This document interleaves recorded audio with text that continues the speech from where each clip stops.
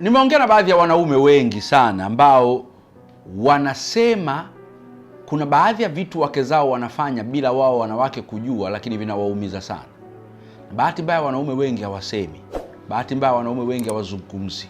Bahati mbaya wanaume wengi hawatoi feedback kwa wake zao. Na hii imenifanya nitengeneze topic itakayowasaidia wakina mama au wanawake wengi sana kwenye ndoa au kwenye mahusiano. Vitu ambavyo wanawake wengi wanafanya vinavyowaudhi sana waume zao bila wao kujua. Vitu ambavyo wanawake wengi sana hufanya vinavyowaudhi waume zao au wanaume wao bila hao wanawake kujua.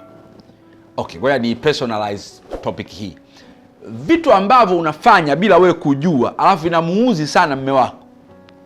Vitu ambavyo unafanya bila wewe kujua, bila kujua kabisa, unafikiri uko poa, lakini vinamuudhi sana mwanaume wako. Na naomba nikwambie, ni bora uvielewe hivi vitu, kwa sababu vinaweza vikafanya ukampoteza huyo mwanaume. Vinaweza vikafanya ukampoteza huyo mwanaume, ukampoteza huyo mume, ukapoteza ndoa yako, ukawa single mother bila wewe kujua, kwa sababu huelewi how they pain a man. Jambo la kwanza, unapomkosoa na kumrekebisha, kumsahihisha kila mara. Sisemi kwamba hatakiwi kusahihishwa, sisemi kwamba hatakiwi kukosolewa, lakini haitakiwi ahisi kama anakosea mara kwa mara, kwa sababu wewe unamkosoa mara kwa mara, wewe unamsahihisha mara kwa mara. Na mbaya zaidi, mara nyingine unashindwa kabisa kujizuia, unafanya hivyo mbele ya watu.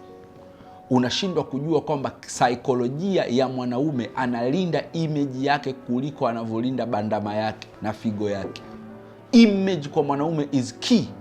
Anavyoonekana mbele ya watu, anavyoonekana mbele ya wazazi, anavyoonekana mbele ya wazazi wako ambao ni wakwe zake. Hapo unaongea kitu cha ajabu, unamrekebisha tu mbele ya watu na yeye yuko pale. Oyo, don't you ever do that. Wewe unaweza kufikiri ni kawaida kwa sababu psychology yako inakuonyesha hiyo ni simple, lakini sisi wanaume we take it heavier.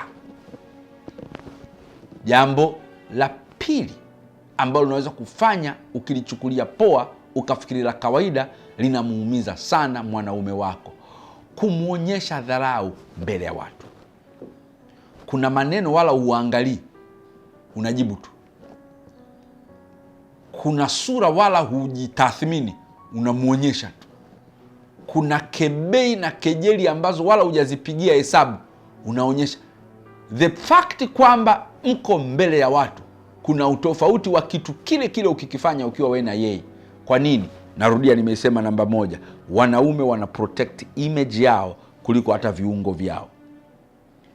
Image, status, it matters kwa mwanaume. Acha kumdharau na kumwonyesha dharau openly. Anaweza akakuvumilia ukiwa wewe na yeye, lakini ni ngumu sana kuvumilia ukiwa au mkiwa na watu wengine. Jambo la tatu, kununa hovyo na kuzira hovyo. Wako wakina mama na wanawake ambao wanafikiri kununa ndio tekniki ya kupata wanachotaka. Kununa ndio tekniki ya kufikia vile vitu wanavyotamani kufikia na malengo yao. Wananuna, wanazira. Atazira chakula, atanuna. Atazira seksi, atanuna. Atazira hichi, atanuna mmetoka sehemu, ananuna. Atanuna hichi. Alafu wewe unafikiri kawaida kwa sababu wewe inakufanya upushi agenda yako. Let me tell you, with a man that is toxic, with a man that is deadly, don't you do that. Tafuta mbinu nyingine ya kuleta hoja yako na agenda yako. Usijifiche kwenye kununa na kuzira hovyo, itakukosti.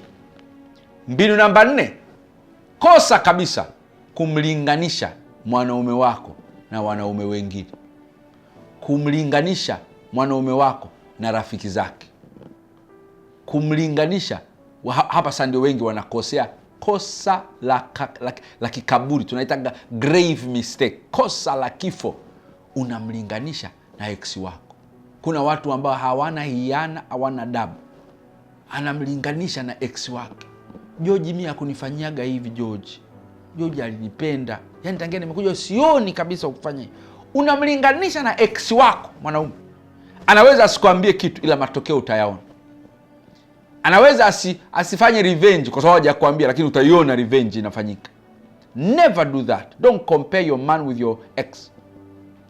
Usimlinganishe na marafiki zako. Usimlinganishe na marafiki zake. Anaweza kuwa yuko nao fresh kabisa, unajua kabisa ni wana kwake, ni washikaji.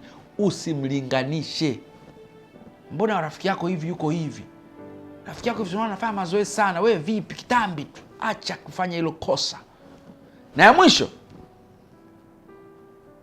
kuto ku-acknowledge jitihada zake. Kuto kutambua jitihada zake. Kuto ku-appreciate jitihada zake. Yamkini afanyi sana kwako, lakini kuna vitu anajituma. Yamkini afikii malengo yako yote, lakini kuna jitihada anaonyesha. My friend, ngoja nikwambie, wanaume wanajua wanapo push. Wanajua, tunajielewa. Hatusemi kwa sababu tutaki makofi ya kupigiwa au ya kupongezwa, kwa sababu tunajua hii ni responsibility yetu, especially few men who cares. Tambua jitihada zake. Acknowledge jitihada zake. Unatambua vipi jitihada zake? Ya kwanza, tumia vizuri hela yake. Usiwe mtapanyaji. Msapoti kwenye kitu anachokifanya. Sema maneno ya kusupport kitu anachokifanya. Appreciate, acknowledge contribution yake kwenye maisha yako ya watoto au vipi. Yaani jitihada zako usichukulie poa. Usichukulie poa hata kidogo, pamoja na madhaifu yake. Usiyarap pamoja na kumhit kwenye jitihada zake kama vile Rofa hajafanya chochote. Acha, don't you do that. Sisi tunaheshimu jitihada zetu, hata kama ni ndogo, hazileti matunda mbele ya macho yako. Don't you ever, usifanye haya makosa. Wewe unaweza kuyachukulia poa kwa sababu uyaelewe, lakini naomba nikwambie yanamuudhi sana mume wako au mwanaume wako. Inaweza kukukosti mahusiano yako, utalia, utanishukuru baadaye. Naitwa Dr. Chris Mauki.